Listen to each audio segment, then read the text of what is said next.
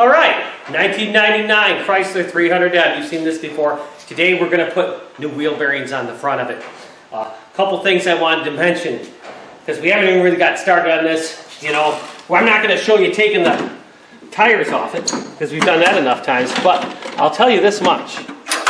Whenever you're doing anything, it involves taking off this nut, okay, on the axle, you got to do that before you take off the wheel. Because if you don't take off the wheel, that's so tight, it's just going to spin around. So the wheel's got to be on the ground, so you got to take off the nut first. The other thing is this. Chances are, even if you have an air wrench, probably won't be able to do the job, won't have enough torque unless you have a really good air wrench. And if you have a 1/2-inch drive socket set, good chance that's not going to be able to do the job. These are on here really tight. And so you need a 3/4 drive socket. Now, here's the thing about that. These things are kind of expensive. In fact, this kit here that I got, this isn't mine. This is my father-in-law's. And he was a farmer, and he bought a breaker bar, and he bought sockets as he needed them. So just about everyone is a different brand, but that way he didn't have to fork out a whole bunch of money. And back in those days, a lot of these tools here are darn close to 50 years old. They're about the same price as they are today. So it's a lot better bargain, but even yourself, chances are you're not going to use very many different sizes. I couldn't recommend enough practically buy just a breaker bar and the socket you need, and the next time you do a job where you need to take off this, it's a different size, just buy the other socket, because they are kind of pricey, they take up a lot of room, and you don't use them very often. So, that was the first thing I had to say. Now I got to find a socket that fits this nut. So, might have been a good deal if I would have listened to a video and found out what size this is. Now, of course, it's metric. And of course, these are not metric. But on these larger sizes, you can get away with using a standard SAE size on a metric. Look, there's hardly any room there at all, of any wiggle room. So, I'm going to put this on. I'm going to use the short extension. And how much you want to bet I'm going to have to use a pipe on the end of this breaker bar, because these nuts tend to be very tight.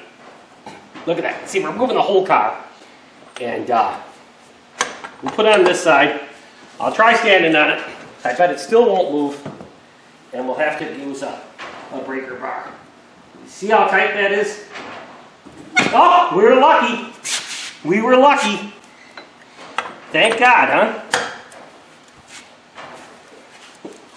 huh? The other thing I did is, before I even started this, I sprayed on the penetrating oil. So at least once we get it loose, we can spin that off fairly easily.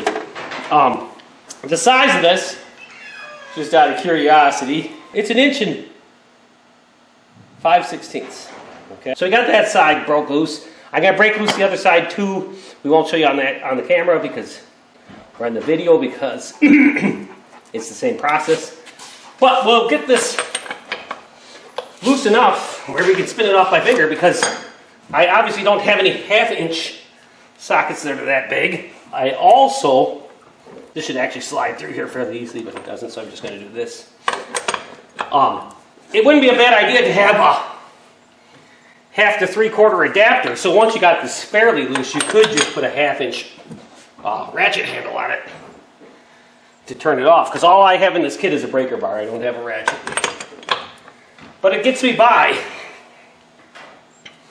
And I only need to do something like this about once every few months. So I just can't justify spending the money on a socket set. A 3/4-inch drive socket set.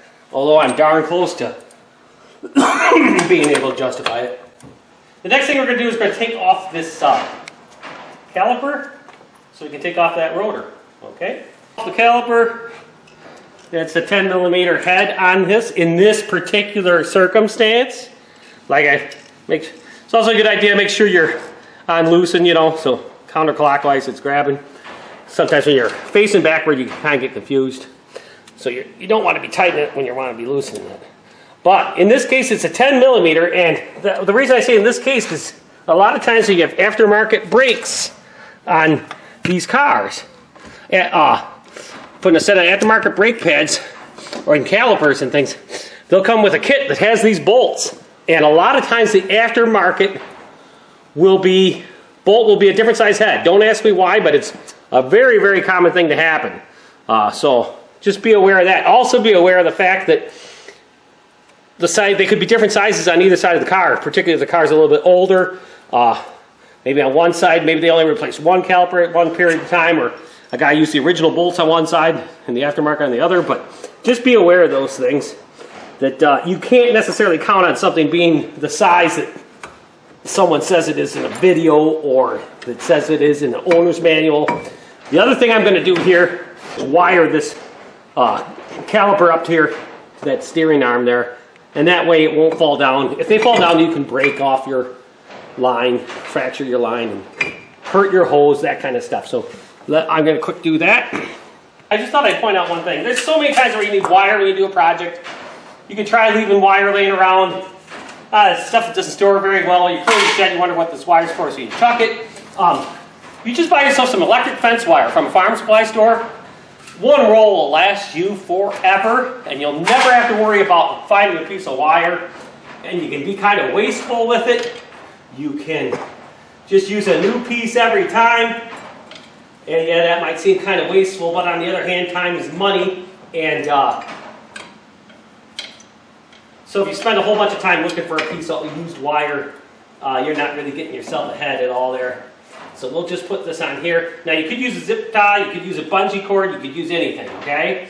In this case I'm using wire. I want to tell you one other thing. When you do this, take these and bend them back like that, and bend them in a loop. And then bend that even more out of your way, because you don't want that wire to poke you in the eye. You don't want to go blind over this, okay?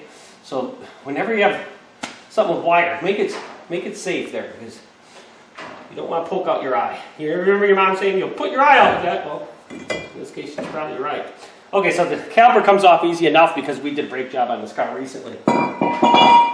Okay, now here's where we're at. This might be hard to do. We have to take out 3 bolts that hold this wheel bearing on, okay? And a lot of times these are really hard to get off this shaft, and we'll find out what happens. The next thing we have to do is we have to take out 3 bolts that hold on this wheel bearing. And I got the new wheel bearing here. It's a lot easier to see on the wheel bearing, the new one, than it is to go into the car. But these come from the back through the steering knuckle assembly, and so you got 3 bolts that go in there. You can turn your steering wheel all the way one way or all the way the other. This sets in about this orientation on the car. So to do this one here, you just turn it all the way to the left, and then to do these ones that would be right here, you turn them all the way to the right, okay? If this car had anti-lock brake sensors in the bearing, you'd have to be careful about that, the placement of them, but this one doesn't. They're way back there, so we don't have to worry about that. So let me take out them bolts and we'll show you what comes next. You think if you don't have one, you spend all your time wishing you owned a air wrench. And, well, that's really good. I mean, they do come in handy a lot of times. However, there's plenty of times where an air wrench there isn't enough clearance to get an air wrench in. And that's what I got going on here. In fact, there's very little room clearance for a socket wrench, for a ratchet handle, I should say. And these can be pretty tight. We're in a situation here where we're not in a position where we can really put a whole lot of torque on it. So we'll see if I can get it. Oh yeah, that was much easier. You gotta like it when something's easier than you think it's gonna be. See that bolt turning right down there? That's the bearing bolt. I'm gonna put a little bit of anti-seize compound on those threads to make it come out better. Also, what you can do is you can clean that up with a wire brush, those exposed threads, and that'll help you quite a bit. Anything you can do to make it easier. Okay. So I'm going to spray some penetrating fluid on this bolt that sticks out there. That should make it easier to thread out. Let's see if it is. So far it's coming pretty easy. But now we're getting to those exposed threads.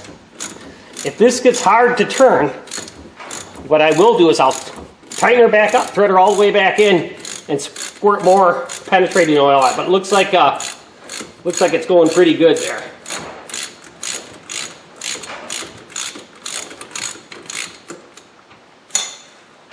That one came out quite nicely. All right, now I'm gonna remove these two bolts. There's one right here, and there's one up here, right there. Now, here's the thing too. Like I mentioned before, you can turn the wheel to make it easier to work on this. And there's two things you can do. One thing you can do is you can leave your steering column unlocked, and that way you can turn this whole thing by hand. The other thing you can do is you can leave it unlocked, or leave it locked. Lock it once you turn the steering wheel. That'll keep it in one place. Okay, if the steering wheel isn't locked, it'll tend to go back towards center, especially if you start working on it. So this will give you maximum clearance if you lock your steering column once you get it to where you want it to be. Now let's see how easy these ones come off. One thing too, on rusty bolts like this, you want to make sure you have your socket seated all the way down. There's a lot of times where people will strip the head of a bolt, and the reason they did is they didn't have the socket seated all the way down. So what you can do is you can clean them up with a wire brush, or this one's on pretty good, but just for illustration purposes, you can just kind of pound them sockets on, make sure it's all the way on, make it a lot less likely that your wrench will slip off and you'll strip the head of that bolt. So let's see how easy this one comes. Look at that, it's coming. So far, we've been incredibly lucky on this car, rust-wise. I think we might have used up all our bad luck on that one trailing arm we did months back. Maybe the car said, hey, these guys, I can't beat them, so I'm not even going to mess with them. Because we've had some excellent luck rust-wise with placing the tie rod ends and with taking out at least this side of the wheel bearings. There's that one. Let's hope the top one comes off as easy as all the other ones did. Look at that, huh? That's not the easiest to get to.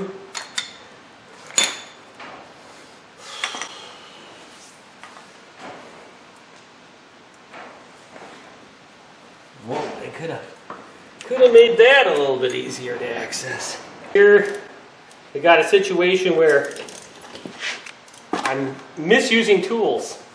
I do not have enough clearance to get that bolt out with a 1/2-inch drive socket set. So I'm using 3/8, and this is about all the strain you're going to want to put on a 3/8. We're risking breaking it here, but I don't know what else to do because a 1/2 inch won't fit in there.